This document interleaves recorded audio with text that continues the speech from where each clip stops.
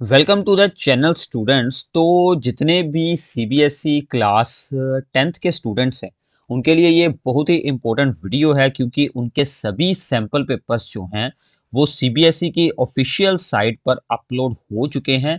तो मैं इस वीडियो में आप लोगों को उन्हीं सैम्पल पेपर्स के बारे में बताने वाला हूं कि क्या पेपर का स्टाइल रहने वाला है और कैसे आप लोगों के यहाँ पर एग्जाम्स होने वाले हैं। तो इस वीडियो को पूरा ध्यान से ज़रूर सुनना, और अगर आप लोग हमारे चैनल पर फर्स्ट टाइम आए हैं तो चैनल को सब्सक्राइब जरूर कर देना। ठीक है, तो सबसे पहले है हमारे पास मैथ्स का पेपर, जो कि है स्टैंडर्ड मैथ्स का पेपर। ठीक है, तो ये पेपर जो है ये आपकी टर्म 2 के लिए है। तो टोटल पेपर जो है वो आपको यहाँ पर आएगा 40 मार्क्स का। ठीक है, तो इस क्वेश्चन पेपर में क्या होंगे, टोटल आपको 14 क्वेश्चंस होंगे, डिवाइडेड इनटू दी 3 सेक्शंस होंगे, ए बी सी। ठीक है, सभी क्वेश्चंस होंगे आपके लिए कंपलसरी। तो सेक्शन ए में क्या होगा, 6 क्वेश्चंस ऑफ दी 2 मार्क्स। ठीक है, तो इंटरनल चॉइसेस होंगी इनमें से 2 क्वेश्चन के बीच। तो सेक्शन बी में होंगे 4 क्वेश्चन होंगे, सभी होंगे 3 मार्क्स के। तो इसमें भी इंटरनल चॉइस होगी ओनली 1 क्वेश्चन में। ठीक है, तो फिर आएगा सेक्शन सी, जिसमें 4 क्वेश्चन होंगे 4 मार्क्स में, और इंटरनल चॉइस होगी 1 क्वेश्चन में। ठीक है, तो इसके बाद होगा it contains 2 case study based question. तो इसमें केस स्टडी भी होगी साथ में ही। तो हम एक बार पेपर को देख लेते हैं। ये आपके स्टैंडर्ड मैथ्स का पेपर है।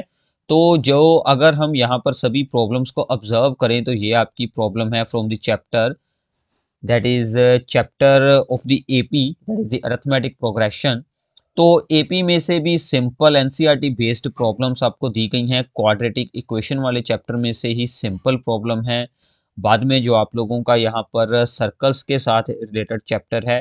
तो ऑलमोस्ट अगर हम सभी प्रॉब्लम्स को ऑब्जर्व करें तो आपको सिंपल प्रॉब्लम्स एनसीईआरटी बेस्ड पूरा सैम्पल पेपर प्रिपेयर किया गया है यहाँ पर। ठीक है, तो आप लोगों ने सिंपली एनसीईआरटी को ही अच्छे से स्टडी ज़रूर कर लेना है। तो ये आपकी 2 केस स्टडी आएंगी, 13 एंड 14 क्वेश्चन जो हैं। ठीक है, तो ये दोनों 4 मार्क्स की होंगी, सेक्शन सी वाली जो प्रॉब्लम्स हैं। ठीक है, तो उसमें 4 मार्क्स के 2 क्वेश्चन अलग से होंगे और 2 होंगी यहाँ पर केस स्टडीज। ठीक है, तो ये जो सिर्फ केस स्टडी है ये कुछ अलग होगी, बाकी सभी प्रॉब्लम्स आपकी एनसीईआरटी में से ही उठाई गई हैं सिंपल। ठीक है, तो सीधी सीधी प्रॉब्लम्स एनसीईआरटी में से आप लोगों को मिल जाएंगी।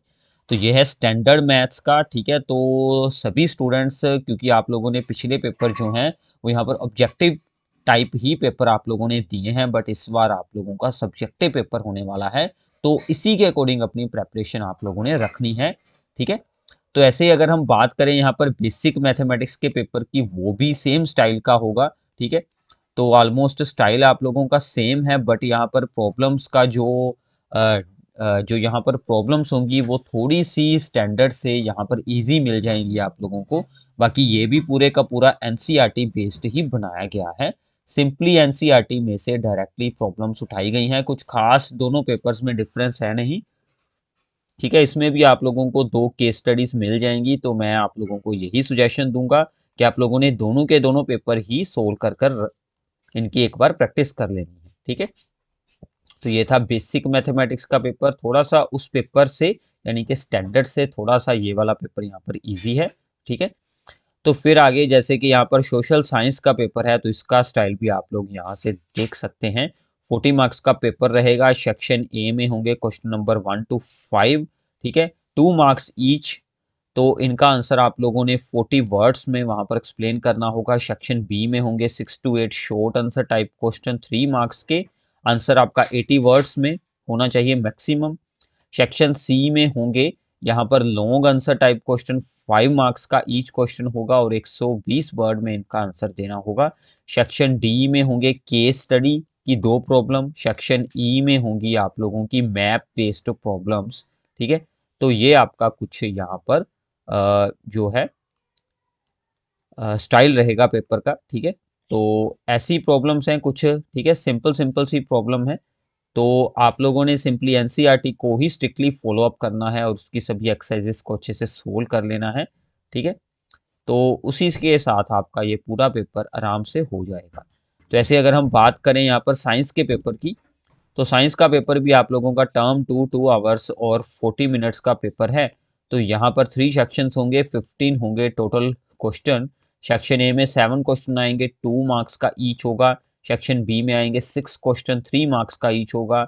और सेक्शन सी में आएंगे 2 केस स्टडी क्वेश्चन, 4 मार्क्स का ईच होगा। ठीक है, तो इंटरनल चॉइसेस बीच बीच में दी होंगी।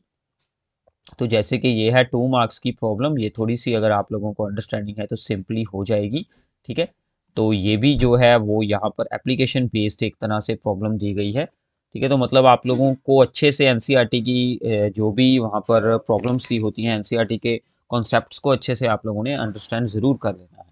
ठीक है, तो साइंस का पेपर अगर हम यहाँ पर देखें तो मतलब आपकी अंडरस्टैंडिंग इसमें अच्छी होनी चाहिए, तो आपका पेपर अच्छा हो जाएगा। ठीक है, तो डायरेक्ट एनसीईआरटी बेस्ड भी कुछ प्रॉब्लम्स हैं, बट ज़्यादातर प्रॉब्लम्स आपकी अंडरस्टैंडिंग पर बेस्ड यहाँ पर रखी गई हैं। ठीक है, तो न्यूमेरिकल पोर्शन भी है फिजिक्स में, तो वो भी आप लोगों ने अच्छे से प्रिपेयर कर लेना है। ठीक है, तो साइंस के पेपर के लिए आप लोगों को अच्छे से प्रिपेयर यहाँ पर रहना होगा। और जो भी अच्छे से आप लोगों ने अपने कॉन्सेप्ट्स हैं और एनसीईआरटी एग्जाम्पलर की प्रॉब्लम्स को ज़रूर सोल्व कर लेना, उसके साथ आपकी अच्छी प्रेपरेशन हो जाएगी। ठीक है, तो ये थे क्लास 10th के लिए सैम्पल पेपर्स। ठीक है, तो आई होप कि आप लोगों को अच्छे से अंडरस्टैंडिंग हो गई होगी। तो चैनल को सब्सक्राइब ज़रूर कर देना और इस वीडियो को अपने सभी फ्रेंड्स के साथ शेयर करना। Thanks for watching the